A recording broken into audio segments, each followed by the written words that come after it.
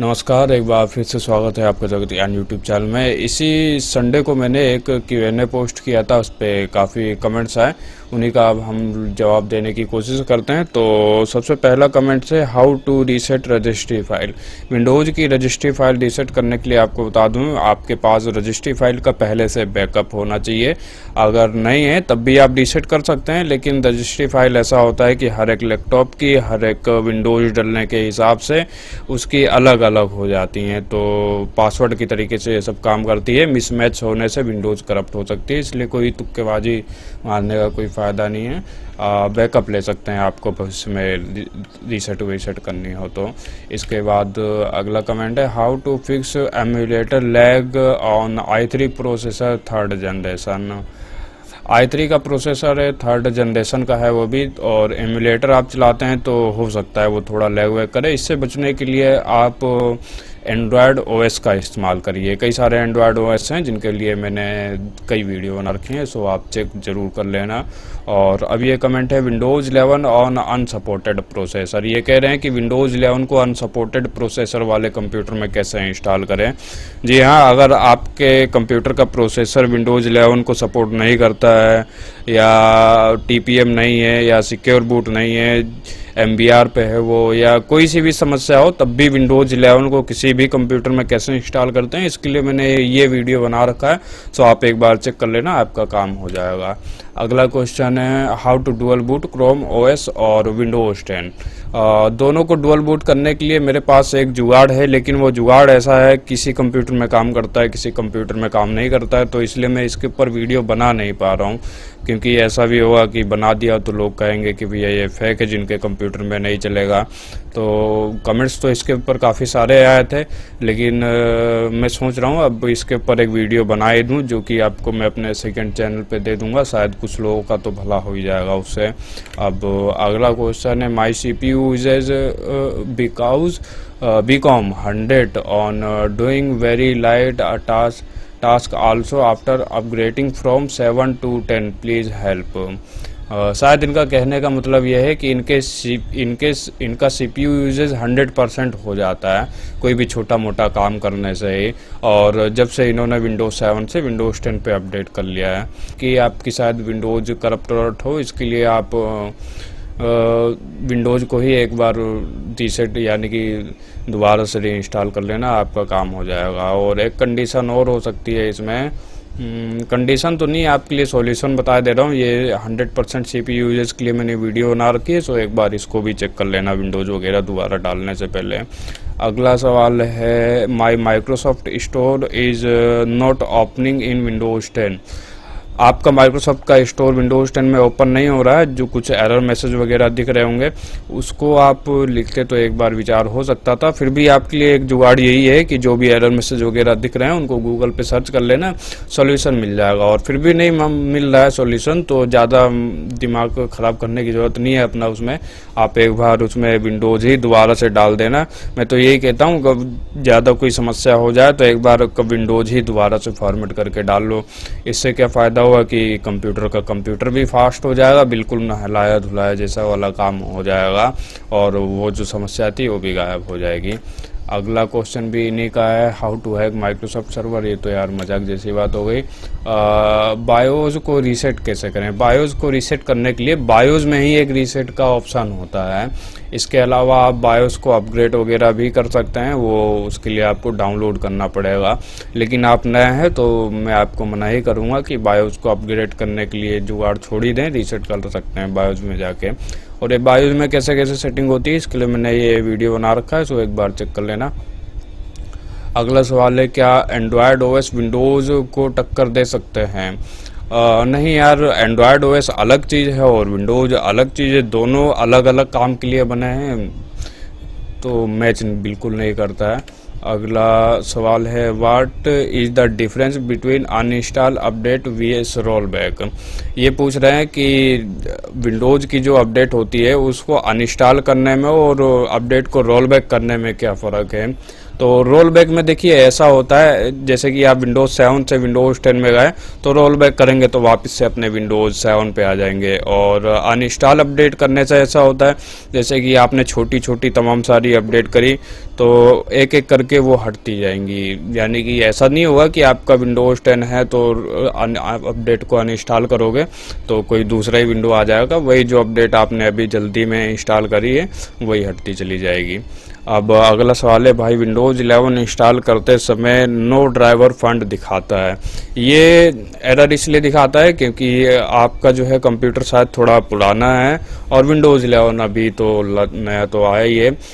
Main कारण ये है समस्या आने का कि आपकी पेन ड्राइव में USB 3.0 का ड्राइवर नहीं डला हुआ है। तो एक बार उसको डालने के लिए आप ये वाली वीडियो चेक कर लेना, आपका काम शायद हो जाएगा। नहीं हो रहा है तो आप डिस्कॉर्ड पे मेरे को मैसेज करना ज़रा। और अगला सवाल है सर, ग्राफिक्स कार्ड कब सस्ते होंगे? ग्राफिक्स कार्ड दिसंबर तक हो सकते हैं, बाकी अगले साल ही तक हो सकते हैं, क्योंकि ग्राफिक्स कार्ड अभी भी लगभग डबल से 2.5 गुना रेट पे महंगे बिक ही रहे हैं। पहले तो 3 गुने 4 गुने रेट हो गए थे, अब तो फिलहाल ठीक ही है अभी, लेकिन इतना सस्ता नहीं हुआ है अभी। अगला सवाल करण वर्मा का है, कह रहे हैं भाई मैंने विंडोज़ 11 इंस्टॉल कर ली है, आपने जो हमें लिंक दी थी डाउनलोड करने की वहीं से डाउनलोड की, लेकिन विंडोज़ 11 इंस्टॉल करने के बाद उसमें सेटिंग चेंज नहीं हुई, ना ही माइक्रोसॉफ्ट स्टोर, सारा ज़्यादातर चीज़ विंडोज़ 10 की ही है उसमें। तो इसके लिए आप एक बार अपने विंडोज़ को अपडेट करें, विंडोज़ 11 की नई नई चीज़ें आ जाएंगी। और फिर अगला सवाल है, कह रहे हैं सर सारे स्टार्टअप ऐप बंद हैं फिर भी लोडिंग में टाइम लगता है, लैपटॉप में रैम और प्रोसेसर को अपग्रेड नहीं कर सकता हूँ। इनका कहने का मतलब ये है इन्होंने सारे स्टार्टअप ऐप जो कंप्यूटर चालू होते ही खुद चालू हो जाते हैं उनको बंद भी कर दिए हैं, तब भी इनका लैपटॉप चालू होने में समय लग जाता है। और ये रैम और प्रोसेसर को तो अपडेट नहीं कर सकते हैं। एक ही सॉल्यूशन है, अगर आप हार्ड डिस्क का इस्तेमाल कर रहे हैं तो उसकी जगह पे SSD का इस्तेमाल करिए, इससे आपका स्टार्टअप का टाइम थोड़ा कम हो जाएगा और कंप्यूटर भी फास्ट हो जाएगा।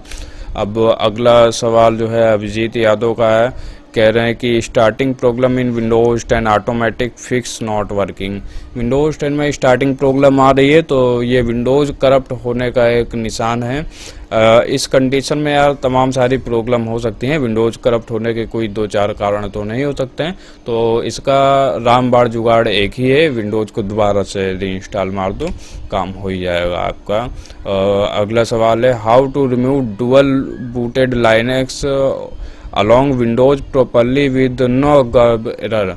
तो इनका शायद कहने का मतलब ये है कि इन्होंने डुअल बूट में लाइनक्स और विंडोज़ वगैरह इंस्टॉल कर रखा है, दोनों में से किसी एक को कैसे हटाएंगे ये गर्ब एरर वगैरह के साथ में। तो इसके लिए आप मेरा ये डुअल बूट वाला वीडियो देखना, इसमें मैंने बताया है कि डुअल बूट में कोई OS को कैसे हटाते हैं या कोई समस्या वगैरह आती है तो उसे कैसे सही कर सकते हैं। अगला सवाल है प्रिंस शर्मा का, कह रहे हैं I have buy new laptop Acer Aspire 3 but I am not able to install not install to any Android OS because of paid Windows 10।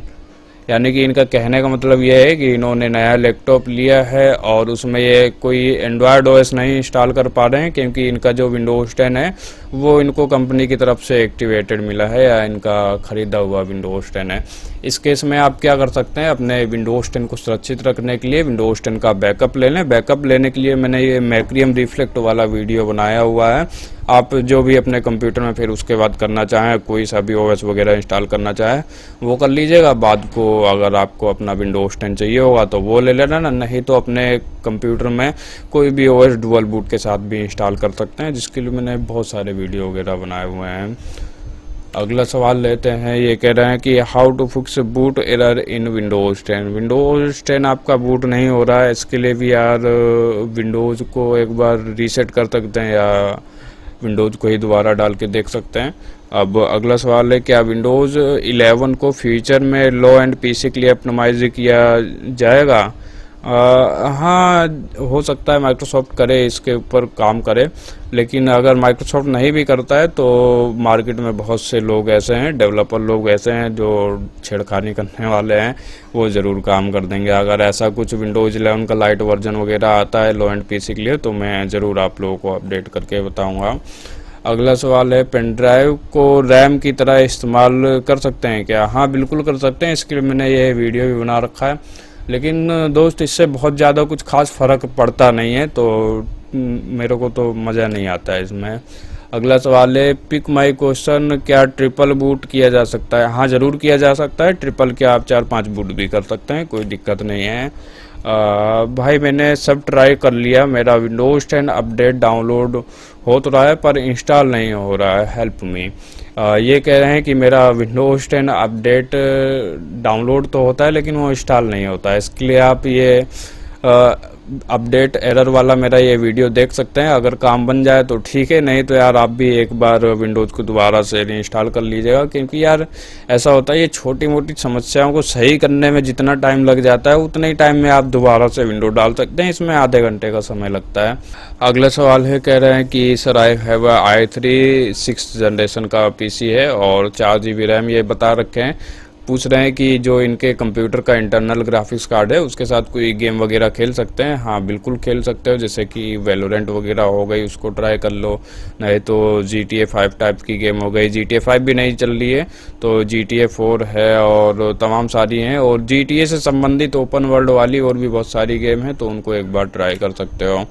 और अगला सवाल है, अब कह रहे हैं सर लैपटॉप का फ़ैन ज़्यादा क्यों नॉइज़ कर रहा है? कुछ दिन से मैंने एक एक्सटर्नल मॉनिटर लगाया था वाया VGA केबल, इसकी वजह से कुछ हुआ है क्या? इसकी वजह से तो नहीं हुआ होगा। आप एक काम कर सकते हैं, आपके कंप्यूटर में शायद ऐसा हो सकता है कि डस्ट वगैरह जमा हो गई हो, उसकी वजह से अपना फ़ैन आपका जो है पूरा फुल स्पीड पे चलने लग जाता हो, तो कहीं से खड़बड़ खड़बड़ भी होती होगी। टोटल मार के यूँ कहने का मतलब ये है, एक बार कंप्यूटर खोल के सफाई अभियान छेड़ दो, आपका काम हो सकता है। अगला सवाल है, पीसी ऑन करने के बाद टास्क मैनेजर में रैम यूजेज 40% यूज रहता है, उसको कैसे सॉल्व करें? इसके लिए मैंने ये रैम यूजेज वाला, हाई रैम यूजेज वाला वीडियो बनाया हुआ है, तो एक बार चेक कर लेना। बाकी आपका थोड़ा पीसी की डिटेल लिख देते तो इस पे विचार किया जा सकता था।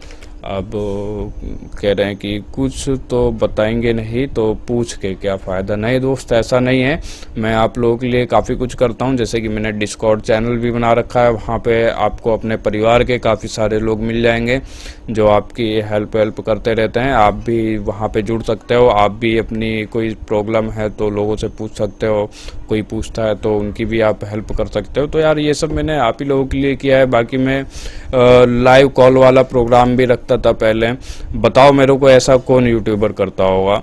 अब अगला सवाल लेते हैं, अभी ज़्यादा बातें नहीं करेंगे।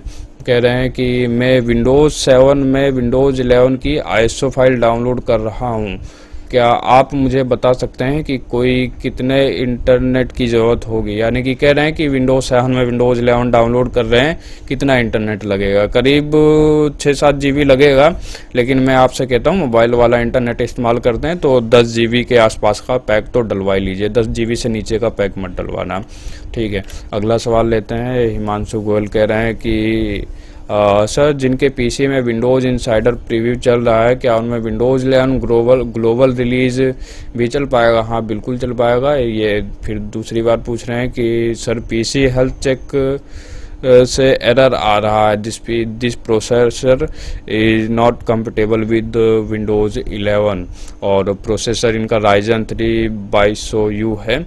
तो ये प्रोसेसर आपको बता दूं विंडोज़ 11 को सपोर्ट नहीं करता है, लेकिन आप परेशान ना हो, आपने जो रोने का इमोजी लगाया हुआ है कोई दिक्कत की बात नहीं है, जुगाड़ से विंडोज़ 11 आप इंस्टॉल कर सकते हैं, वो पूरा प्रोफेशनल टाइप का ही रहेगा, कोई दिक्कत नहीं है।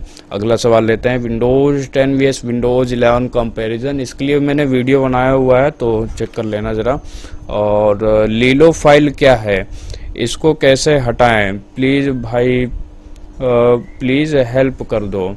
लीलो फाइल आपको बता दूं एक रैंसमवेयर है, ये ऐसा होता है, रैंसमवेयर वायरस है, ये जिनके कंप्यूटर में घुस जाता है उनकी, जैसे कि MP4 की कोई फाइल है, कोई फ़ोटो वगैरह की फाइल है, उसके लास्ट में .लीलो लग जाता है, इस तरीके से वो फाइल खुलती नहीं है। जैसे कि MP4 फाइल यानी कि वीडियो फाइल के बाद में .लीलो लग जाएगा तो आपकी वीडियो फाइल जो है, जो वायरस घुसा है उसके हिसाब से पूरी ख़राब हो जाएगी और ऐसी समस्या किस लिए होती है कि आपके कंप्यूटर में वायरस अटैक कर गया है, और वायरस ज़्यादातर इसीलिए अटैक करता है कि लोग इधर उधर ऊटपटांग वेबसाइटों पे जाते रहते हैं या दूसरों के पिंडा अपने कंप्यूटर में घुसाते रहते हैं। वायरस के ऊपर मैंने 2-3 वीडियो बनाए हुए हैं स्पेशल, तो एक बार उनको देखना ज़रूर, ठीक है। अगला सवाल लेते हैं। कह रहे हैं can I install Windows Vista in 2021। हाँ ज़रूर, आप विंडोज़ विस्टा बाबा आदम के ज़माने वाली विंडोज़ आज के ज़माने में इंस्टॉल कर सकते हैं। इसके लिए मैंने ये वीडियो बनाए हुए हैं, तो चाहें तो आप वो भी देख लेना। और अभी अगला सवाल कह रहे हैं जगत ज्ञान भाई, मेरे को एक जानकारी चाहिए आपसे। मेरे पास 2 कोर प्रोसेसर और 4 GB रैम और 500 GB स्टोरेज है। मेरे को गेम खेलने के लिए क्या क्या चेंज करना पड़ेगा, और वो जोनिस का कंप्यूटर है। So please reply from SK India tech. हाँ, आप कह रहे हैं कि आपके कंप्यूटर में 2 कोर वाला प्रोसेसर है, 4 GB रैम है और 500 GB की स्टोरेज है। तो ऐसे में आप तो प्रोसेसर तो अपडेट कर ही नहीं सकते, इसके लिए कोई जुगाड़ ही नहीं है। रही बात रैम की, तो रैम को आप 8 GB करेंगे तो शायद आपके कंप्यूटर में ये 2 कोर वाला प्रोसेसर है, तो इसका मतलब ये है कि काफ़ी पुराना है आपका सिस्टम। ऐसे में रैम भी अपडेट करने से कोई खास फ़ायदा नहीं होगा। रही बात स्टोरेज की, वो अगर हार्ड डिस्क स्टोरेज है तो SSD करवा लीजिएगा। SSD से आपका कंप्यूटर थोड़ा बहुत फास्ट हो जाएगा, जिसकी वजह से कुछ छोटी मोटी गेम तो ज़रूर ट्राई कर ही सकते हो। और अगला सवाल है, कह रहे हैं कि in my PC I have 8 GB RAM but only 7.1 GB of, यानी कि इनका कहने का मतलब ये है इनके कंप्यूटर में 8 GB की रैम है लेकिन 7.1 GB दिखती है। क्या समस्या है? समस्या यार इसके पीछे थोड़ी अटपटी सी है, लेकिन यार जब 200 MB का फ़र्क है तो इसके लिए आपको ज़्यादा कुछ मेहनत करने की ज़रूरत नहीं है, ऐसे ही काम चला लो, आपका चल जाएगा। और इतना फ़र्क जो है कॉमन सी बात है, तो कोई दिक्कत नहीं है। अगला सवाल है, कह रहे हैं कि what are minimum requirement of Windows 11। तो इसके लिए सवाल दिया हुआ है। भाई साहब का बहुत बहुत धन्यवाद जो सवाल देने के लिए। बाकी आप स्क्रीन पे देख ही सकते हैं क्या रिक्वायरमेंट है विंडोज़ 11 के लिए। अगला सवाल है कमल जी का, ये कह रहे हैं कि सर मेरे PC में बायोस की स्क्रीन रेजोल्यूशन सही नहीं है, पर जब विंडोज़ आती है तो स्क्रीन सही हो जाती है, पहले ऐसा नहीं था, प्लीज़ हेल्प मी। इनका कहने का मतलब ये है इनके कंप्यूटर के जो बायोस की स्क्रीन है उसका रेजोल्यूशन साइज़ वगैरह गड़बड़ है, लेकिन पहले ऐसा नहीं था और विंडोज़ जब चालू होता है तो स्क्रीन सब सही हो जाती है। तो इसके लिए आप एक बार बायोस को रीसेट कर सकते हैं। अगर नहीं हो रहा है तो एक बार बायोस को अपडेट कर लेना, आपका काम हो सकता है। अब अगला सवाल देखते हैं। कह रहे हैं कि सबसे लाइट OS कौन सा है जो किसी भी PC में चल जाए। तो लाइट OS में देखो विंडोज़ की जगह पे आप वैसे तो विंडोज़ XP भी ट्राई कर लो, वो भी लाइट ही OS है आज के ज़माने के हिसाब से। फिर भी आपको आज के ज़माने के साथ बने रहना है तो लाइनक्स OS को ट्राई कर सकते हो। लाइनक्स में जैसे कि उबंटू ट्राई कर सकते हो, जोरिन OS है और भी तमाम सारे लाइनक्स के OS हैं 36 तरीके के, उनको एक एक करके ट्राई कर लो, जिसमें मज़ा आ जाए वही चीज़ है। अब ये कह रहे हैं कि I am buying a new PC for education. इससे पहले मैं एक जवाब और देता हूँ। लाइट OS जो है आपका विंडोज़ 7 सबसे बढ़िया है इस समय, जो आज के ज़माने में आपका पूरा सहयोग देगा। अब दोबारा से पढ़ते हैं इनको। कह रहे हैं कि I am buying a new PC for education, पढ़ाई के लिए ये नया PC लेना चाहते हैं। पूछ रहे हैं कौन सी कंपनी का लेना ठीक रहेगा। तो देखो लैपटॉप जो है जैसे कि HP हो गया, एसर हो गया और डेल हो गया, तो ऐसी लैपटॉप वाली कंपनी का ही लैपटॉप लेना। यानी कि ये तो मैंने एग्जांपल दिए थे, यानी कि जिनका काम हो लैपटॉप बनाने का।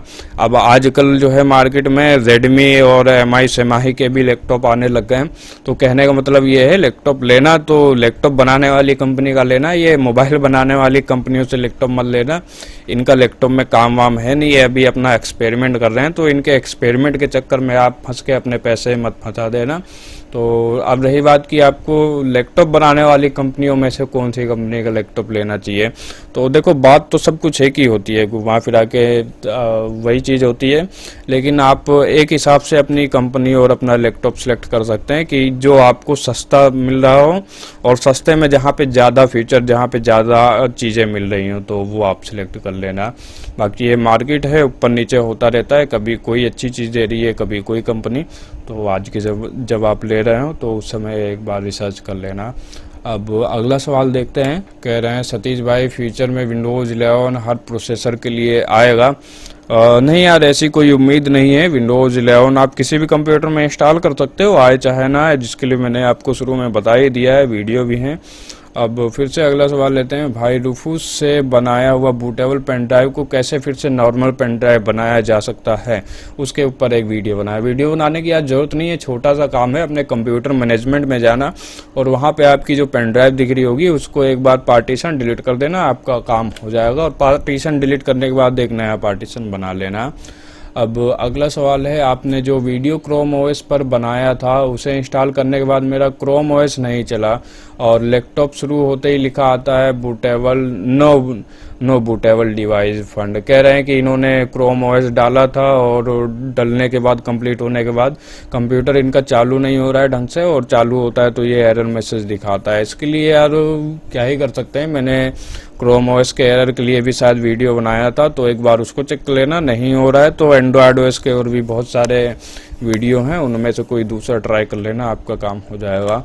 अब अगला सवाल है अभिषेक का। ये कह रहे हैं कि ऑफिशियल स्टेबल विंडोज़ 11 कब तक आएगा। ऑफिशियल विंडोज़ 11 शायद जो दिसंबर या जनवरी तक आ जाए, हो सकता है किस्मत अच्छी रही हम लोगों की तो थोड़ा पहले भी आ सकता है।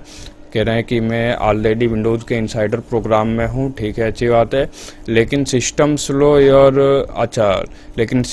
Your PC can not run Windows 11 Ryzen 2200U। जी हाँ, आपका ये प्रोसेसर जो है विंडोज़ 11 को सपोर्ट नहीं करता है, इसीलिए ये आपको एरर मैसेज दिख रहा है। और फिर से कह रहे हैं कि 4 GB रैम, HP लैपटॉप है, TPM 2.0, सब कुछ तो ठीक है, लेकिन आपका ये प्रोसेसर विंडोज़ 11 को सपोर्ट नहीं कर रहा है, इसलिए आपको ये एरर मैसेज दिख रहा है। अब अगले सवाल में राहुल कह रहे हैं विंडोज़ 11 में ऑल टाइप्स सॉफ्टवेयर, गेम्स और ड्राइवर सपोर्ट किस तरह मिल रहा है। ठीक ही है, कुछ इतना बुरा नहीं है, लेकिन विंडोज़ 10 के मुकाबले इतना बेहतर नहीं है अभी, क्योंकि विंडोज़ 11 अभी ढंग से आया नहीं है, तो छोटी मोटी कई सारी समस्याएं हैं। और आप जनवरी या दिसंबर का इंतज़ार करिए, स्टेबल मजबूत वर्जन आ जाएगा, तभी उसका इस्तेमाल करना। और अब ये रितेश यादव कह रहे हैं कि सर विंडोज़ अपडेट में SCV होस्ट अपडेट को कैसे रोकें। ये अब विंडोज़ अपडेट के लिए सर्विस है, इसे रोकने की कोई ज़रूरत नहीं है, ये बहुत ज़्यादा आपका डाटा कंज्यूम नहीं करती है। ये कह रहे हैं कि ये डाटा बहुत ज़्यादा कंज्यूम करता है, तो वही कह रहा हूँ, डाटा बहुत ज़्यादा कंज्यूम नहीं करती है। 3-4 महीने बाद ये 5-7 GB, जब विंडोज़ का 6-6 महीने बाद 5-7 GB का ये डाटा कंज्यूम करती है। बाकी रोज़ के रोज़ में ये आपके एंटीवायरस को ही अपडेट करता है, जो कि आपको करना ज़रूरी भी है, जैसे कि 100, 50, 150, 200 MB। इतना डाटा से मेरे को नहीं लगता कि आज की डेट में किसी का नुकसान होना चाहिए, तो विंडोज़ अपडेट करना ज़रूरी है, तो इसको रोकने की ज़रूरत नहीं है। और बाकी रोकना चाहें तो रोकने के लिए मैंने वीडियो बना रखा है, तो आप चेक कर लेना। अब ये कह रहे हैं कि भाई please tell how can I make Windows 7 genuine, please help me Jagat भाई, आई नीड यू। कह रहे हैं कि विंडोज 7 को जेन्युइन कैसे बनाया जा सकता है, शायद यही कह रहे हैं। तो जेन्युइन बनाने के लिए आपको जो है विंडोज 7 परचेज करनी होती है, और परचेज कैसे कर सकते हैं, अब तो विंडोज 7 एक्सपायर हो चुका है, तो विंडोज 10 की तरफ नज़र मारिए। अब ये कह रहे हैं can I use Windows 11 in 2 GB। इनका कहने का मतलब यह है क्या ये विंडोज़ 11 को 2 GB वाले लैपटॉप में इस्तेमाल कर सकते हैं। हाँ, इस्तेमाल तो कर सकते हैं, लेकिन विंडोज़ 11 आपको बता दूं 2 GB के आसपास की रैम वो खुद ही घेर लेता है, तो विंडोज़ हो सकता क्या है, लगभग आपका विंडोज़ 11 उस लैपटॉप में थोड़ा स्लो चलेगा। अब अगला सवाल है Win2 HDD से यदि विंडोज़ 11 इंस्टॉल करें तो क्या लोकल डिस्क ई और लोकल डिस्क ई का डाटा डिलीट हो जाएगा। नहीं, Win2 HDD से अगर इंस्टॉल करते हैं तो आपकी सिर्फ C ड्राइव ही फॉर्मेट होगी, और अगर आपने खुद से लोकल डिस्क ई सेलेक्ट कर लिए तो वो फॉर्मेट हो जाएगी, लेकिन ऐसा इसमें होता नहीं है। जो आप डिफ़ॉल्ट करेंगे, जैसा कि मैंने वीडियो में डिफ़ॉल्ट ही करते हुए बताया था, तो कोई दिक्कत नहीं आएगी। अब ये अगला सवाल है, कह रहे हैं कि हेल्प करने के लिए कह रहे हैं मेरे पीसी में सिक्योर बूट स्टेबल करने के बाद से मेरा पीसी बूट नहीं हो रहा, सब कुछ करके देख लिया, CMOS को शॉर्ट और बैटरी को भी निकाल के देख लिया, लेकिन कुछ नहीं हो रहा। दुकानदार बोला कि मदरबोर्ड ख़राब है, अब मैं क्या करूं। ओहो, बड़ी भारी समस्या है। कह रहे हैं कि मैंने अपने कंप्यूटर में सिक्योर बूट एनेबल किया था और इसके बाद से इनका जो है कंप्यूटर ही नहीं चालू हो रहा है, और इन्होंने सब कुछ लगभग जो बता रहे हैं करके देख लिया है। तो इस कंडीशन में यार एक काम कर सकते हो आप, अगर कुछ डिस्प्ले वगैरह आ रही हो, उसमें कुछ एरर वगैरह आ रही हो, तो उसको गूगल पे सर्च कर लेना। नहीं मिले आपका, अगर डिस्प्ले ही ना आ रही हो, तो आपका लैपटॉप या कंप्यूटर हो सकता है गारंटी वारंटी में हो, तो एक बार सर्विस सेंटर के पास दिखा लेना। दुकानदार के चक्कर में मत पड़ना अभी जल्दी में। हो सके तो मेरे को एक बार डिस्कॉर्ड पे मैसेज करके देख लेना। और अब वीक्स लोगो कह रहे हैं कि डॉज वायरस ट्रांसफ़र और वाईफाई, कह रहे हैं कि वाईफाई के ज़रिए क्या वायरस ट्रांसफ़र हो सकता है? हाँ, बिल्कुल हो सकता है। इसीलिए आपने सुना होगा कि लोग कहते हैं कि जो फ्री वाले वाईफाई होते हैं, फ्री के चक्कर में ना पड़ो, फ्री वाली चीज़ काफ़ी महंगी पड़ जाती है, कभी कभी ऐसा होता है। हाँ, अब ये कह रहे हैं कि अमन भाई कह रहे हैं कि मैक ओएस को इंस्टॉल कैसे करें। मैक ओएस को इंस्टॉल करने के लिए थोड़ी दिक्कत आती है उसमें, जैसे कि हर एक कंपनी के लिए अलग अलग ड्राइवर वगैरह बहुत ढूंढने पड़ते हैं। ज़्यादा डिटेल में जानने के लिए यार ये वीडियो देख लेना, सो मैक ओएस इंस्टॉल करने के आपके जो डाउट वगैरह हैं वो क्लियर हो जाएंगे। अगला सवाल है, कह रहे हैं कि भाई विंडोज़ में हाइबरनेट क्या होता है और उसको यूज कैसे करते हैं। हाइबरनेट से आपको बता दूं, ये शटडाउन की जगह पे हाइबरनेट का ऑप्शन होता है, और अगर आप शटडाउन की जगह कंप्यूटर को हाइबरनेट करते हो तो ऐसे में आपका कंप्यूटर बंद तो होगा, लेकिन उसके अंदर जो भी सॉफ्टवेयर वगैरह खुले हुए हैं वो वहीं के वहीं आपको दोबारा मिलेंगे जब आप कंप्यूटर को फिर से चालू करोगे। तो यही होता है हाइबरनेट। इसका इस्तेमाल ज़्यादातर वैसे लोग करते हैं कि जिन्हें अपने कंप्यूटर के हर एक सॉफ्टवेयर वगैरह को बंद ना करना हो, तो आप ऐसे में हाइबरनेट कर सकते हो। और ये काफ़ी अच्छा है इसलिए क्योंकि इस बीच अगर आप अपने कंप्यूटर को पावर से डिस्कनेक्ट करते हो तब भी आपके कंप्यूटर में वो सब चीज़ें वहीं पे मिलेंगी जो पहले जहाँ पे थी। अब ये कह रहे हैं कि एचपी लैपटॉप की स्पीड कैसे बढ़ाएं, तो इसके लिए आप मेरी ये वीडियो देख सकते हैं। मैंने विंडोज़ 7, विंडोज़ 8 और विंडोज़ 10 तीनों के लिए अलग अलग वीडियो बना रखी हैं, तो चेक करना ज़रूर।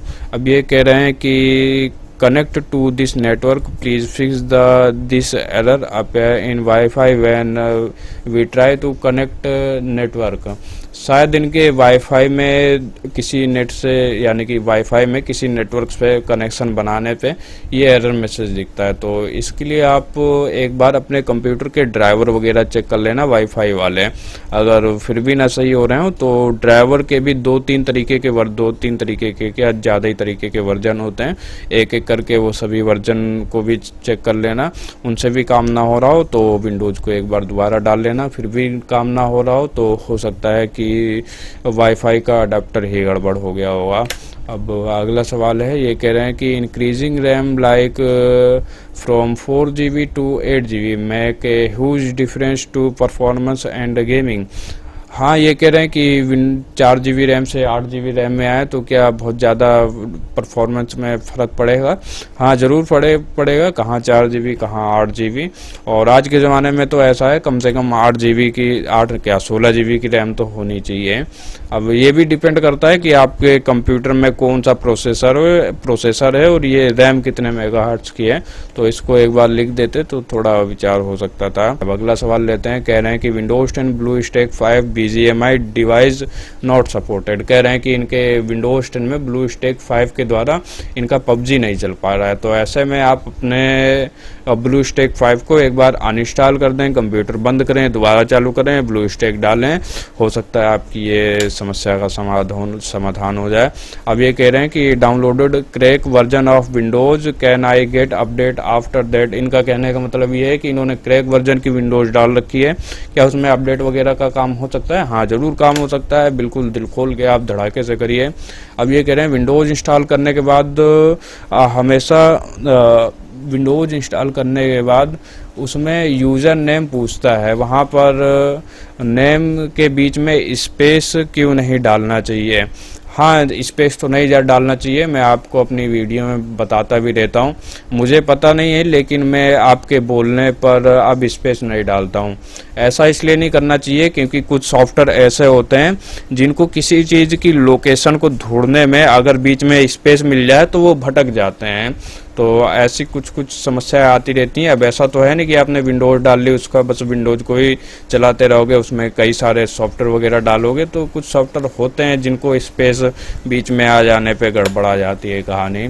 और अब कुलदीप कह रहे हैं कि Windows 11 to Windows 10 keep my file ISO से हो सकती है का। हाँ, थोड़ा इनका सवाल घुमावदार है, लेकिन ये कह रहे हैं कि विंडोज़ 11 से विंडोज़ 10 में जाने के लिए ISO फाइल का इस्तेमाल कर सकते हैं, जिसमें कीप माई फाइल वाला ऑप्शन आता है। तो हाँ, ज़रूर कर सकते हैं। ऐसे में आप विंडोज़ 11 से विंडोज़ 10 में भी चले जाएंगे और आपको कोई डाटा वगैरह भी नहीं फॉर्मेट होगा। लेकिन ये शराफत वाला तरीका है।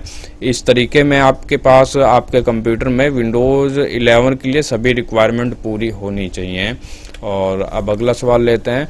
ये कौशिक साहब कह रहे हैं मेरे पास डेल, और इन्होंने मॉडल नंबर दिया हुआ है कि मेरे पास ये डेल का फलाना लैपटॉप है, उस पर पहले से ही 4 GB रैम लगा है, और सेकंड स्लॉट में कितने GB की रैम लगा है, 4 GB रैम और 8 GB रैम कौन सा होगा। यानी कि इनका कहने का मतलब यह है कि इनका कोई डेल का लैपटॉप है, उसमें 4 GB की रैम लगी हुई है और उसमें लैपटॉप में इनके 2 जगह हैं रैम लगाने के लिए, 2 स्लॉट हैं। तो मैं कहता हूँ आप 4 GB की रैम लगी है तो 4 GB की एक रैम और लगा लें, लेकिन पहले ये चेक कर लेना कि पहले वाली रैम कितने मेगाहर्ट्ज़ की है, तो उसी के हिसाब से उसी की स्पेसिफिकेशन वाली रैम लगा सकते हैं। और ऐसा भी नहीं है कि कोई कंपनी अपनी मैटर करती है इसमें, आप कंपनी बदल सकते हैं, लेकिन जो भी रैम की जैसे कि मैंने बताया मेगाहर्ट्ज़ वो मत चेंज करना। और 4 GB है तो 4 GB ही रहने देना। लगाने को यार 8 GB भी लगा सकते हो, 4 आपकी फिर 12 GB हो जाएगी, लेकिन वो यार फिर अच्छा नहीं रहता है। ऐसा होगा ना कि लैपटॉप का एक हाथ मजबूत हो जाएगा और एक थोड़ा ढीला पड़ जाएगा। अब अगला सवाल लेते हैं। कह रहे हैं गेमिंग के लिए बेस्ट OS कौन सा है। गेमिंग के लिए तो यार विंडोज़ 10 मेरे को लग रहा है बेस्ट है।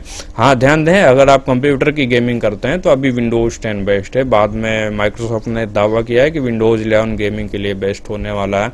रही बात आप पूछ रहे हैं कि एंड्रॉयड गेमिंग के लिए कौन सा बेस्ट है, तो उसके लिए तो यार क्रोम OS है, 36 तरीके के हैं यार, जिसको जो समझ आ जाए। अब अगला सवाल लेते हैं। कह रहे हैं कि I have wireless keyboard and mouse but I lost dongle. ओहो, कह रहे हैं कि इनका वायरलेस वाला कीबोर्ड और माउस था और उसका वो जो अडाप्टर होता है जिसके ज़रिए कनेक्शन बनता है वो खो गया है इनका। अब आगे क्या हो सकता है, तो आगे यार यही हो सकता है कि आप सेम उसी मॉडल का कोई ट्राई करके देख सकते हो।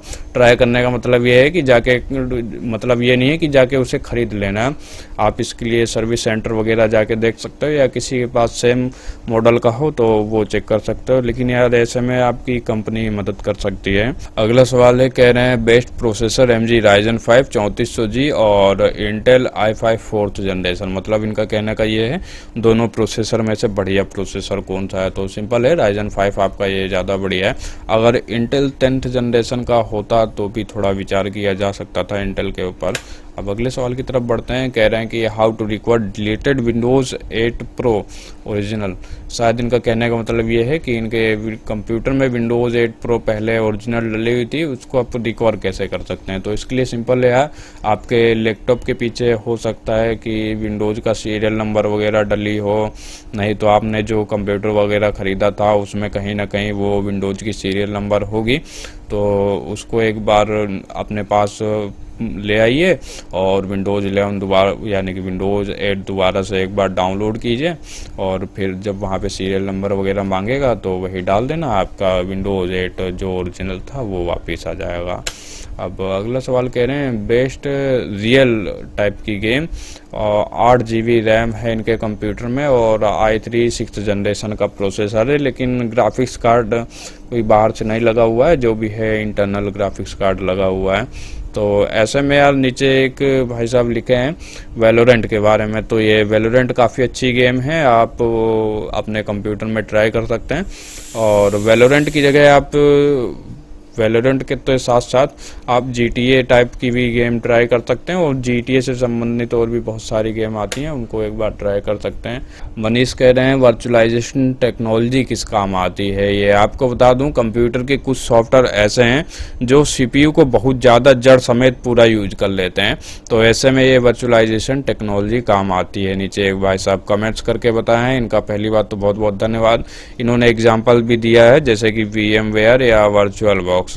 ये वर्चुअल मशीन है, ये आपके प्रोसेसर को बहुत ज़्यादा यूज करती नहीं है, यूज करने की ज़रूरत भी होती है, इसीलिए यूज करती हैं। तो ऐसे में वर्चुअलाइजेशन टेक्नोलॉजी इनकी काफ़ी सहायता करती है। और अब ये कह रहे हैं कि सर प्लीज़ विंडोज़ अपडेट करने के बाद एंटीवायरस सॉफ्टवेयर भी नहीं जाए, ऐसा कोई वीडियो बनाओ। यानी कि इनका कहने का मतलब ये है कि जैसे कि विंडोज़ 10 से विंडोज़ 11 में जा रहे हैं, तो जब इनका विंडोज़ 10 में कोई एंटीवायरस डला हुआ था, वो विंडोज़ 10 में यानी कि विंडोज़ 11 में दोबारा से कैसे आ जाए। इसके लिए भी यार सिंपल है, आपका जो भी एंटीवायरस डला हुआ था उसका सीरियल नंबर वगैरह होता है, तो अगर वो पैड वाला है तो सीरियल नंबर ज़रूर होगा, उसको नोट करके रख लीजिए। जब भी आप किसी भी विंडोज़ में चले जाएं, वहाँ पे वो अपना एंटीवायरस दोबारा से डाउनलोड करना और एक्टिवेट करने के लिए कहा तो वो सीरियल नंबर डाल के एक्टिवेट कर लेना, आपका काम हो जाएगा। अब ये कह रहे हैं कि भाई विंडोज़ 21H2 कब आएगा, मुझे विंडोज़ 11 में स्विच नहीं करना पड़ेगा। विंडोज़ 10 का 21H2 के बारे में शायद बात कर रहे हैं। आपको बता दूं ये अनाउंस कर दिया है माइक्रोसॉफ्ट ने, हो सकता है ये भी दिसंबर के आसपास में देखने को मिले।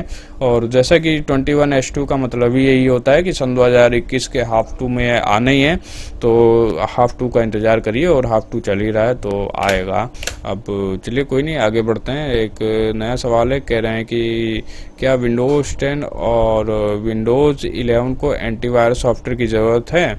नहीं यार, एंटीवायरस सॉफ्टवेयर की ज़रूरत नहीं है दोनों विंडोज़ को, इनमें एंटीवायरस पहले से ही डला होता है, लेकिन आप कुछ खुराफाती काम करते ही रहते हो तो आपको ज़रूरत है। इनके कमेंट में ये खुद ही कह रहे हैं कि अगर है तो कौन सा एंटीवायरस बेस्ट रहेगा। तो अगर है तो आप मार्केट में यार काफ़ी नामी धामी एंटीवायरस हैं, मैंने एंटीवायरस वाली वीडियो बनाई हुई है तो उसको एक बार चेक कर लेना। अब ये कह रहे हैं कि in my laptop not working Bluetooth, यानी कि इनका कहने का मतलब ये है इनके लैपटॉप का ब्लूटूथ ढंग से काम नहीं करता है। तो इसके लिए यार वही वाली सॉल्यूशन है, आप एक बार ड्राइवर वगैरह को चेक करें, नहीं हो रहा है तो ड्राइवर के और भी अलग अलग वर्जन होंगे, उनको चेक कर लें, और फिर भी नहीं हो रहा है तो विंडोज़ को ही दोबारा से डाल लें, फिर हो सकता है आपका काम बन जाए। अगले सवाल में कह रहे हैं मेरा लैपटॉप HP Pavilion G4 है सर, इसमें विंडोज़ 11 सही से नहीं चल रहा। देख रहे हैं आप लोग, ये लैपटॉप वो वाला है जो यूपी गवर्नमेंट ने प्रोवाइड करवाया था, सन 2013 की बात है ये। तो इतने पुराने कंप्यूटर में विंडोज़ 11 इन्होंने डाल लिया है, और इसमें 2 GB की रैम है। अब ये कह रहे हैं कि सही से नहीं चल रहा है। हाँ, हो सकता है, हो क्या सकता है, इसमें सही से नहीं ही चलेगा। तो कहने का मतलब ये है, क्या ये विंडोज़ 7 में आएंगे दोबारा तो विंडोज़ 7 इनका फास्ट चलेगा? हाँ यार, ज़रूर चलेगा, ये विंडोज़ 7 के लिए ही लैपटॉप बना हुआ है। और मैं तो कहता हूँ अगर आपके कंप्यूटर में 2 GB की रैम लगी हुई है तो एक 2 GB की और लगवा लेना, 2-4 GB रैम करने से ये वाला लैपटॉप थोड़ा ठीक ठाक चलता है। और अब ये कह रहे हैं कि how to go back from Windows 11 to Windows 10। बहुत अच्छा क्वेश्चन है। ये कह रहे हैं कि विंडोज़ 11 से विंडोज़ 10 में वापस कैसे जाएं। तो इसके लिए जो है रोल बैक वाला जुगाड़ होता है, मैं जल्दी आपको अपने दूसरे चैनल पे इससे संबंधित एक वीडियो बना के दे दूंगा। अभी जल्दी के लिए आप एक क्या गूगल करके जुगाड़ निकाल सकते हैं। और क्या माइक्रोसॉफ्ट की वेबसाइट से डाउनलोड की हुई विंडोज़ को क्रैक करना सही है? हाँ ठीक है यार, इसमें कोई दिक्कत नहीं है। आपके पास वो विंडोज़ तो है ना, कम से कम जो डायरेक्ट माइक्रोसॉफ्ट की है, उस विंडोज़ से तो अच्छा ही है जो इधर उधर की वेबसाइटों से डाउनलोड कर लेते हो। और ये साथ में कह रहे हैं ऑफिशियल वेबसाइट से डाउनलोड की हुई विंडोज़ की वैलिडिटी कितनी होती है? वैलिडिटी लाइफ टाइम होती है, आप जब तक चाहो उसे चला सकते हो। अब ये राजवीर भाई कह रहे हैं कि sir please give Google drive link of Windows 11। Link की यार आपको क्या ज़रूरत है, आप डायरेक्ट माइक्रोसॉफ्ट से डाउनलोड कर लो, जिसके लिए मैंने ये वीडियो बनाया हुआ है, तो आप आराम से कर सकते हो। अब तो यही थे, काफ़ी सारे सवाल थे इसमें, ज़्यादातर सवाल मैंने वो वाले नहीं लिए हैं जो एक दूसरे से मिलते जुलते थे। बाकी जो लोग एक दूसरे को रिप्लाई दिए हैं उनका मैं तहे दिल से धन्यवाद करना चाहूँगा। बाकी लाइक सब्सक्राइब ज़रूर कर लीजिएगा। चलते हैं, मिलेंगे अगली वीडियो में, तब तक के लिए ध्यान रखिए अपना। जय हिंद, जय भारत।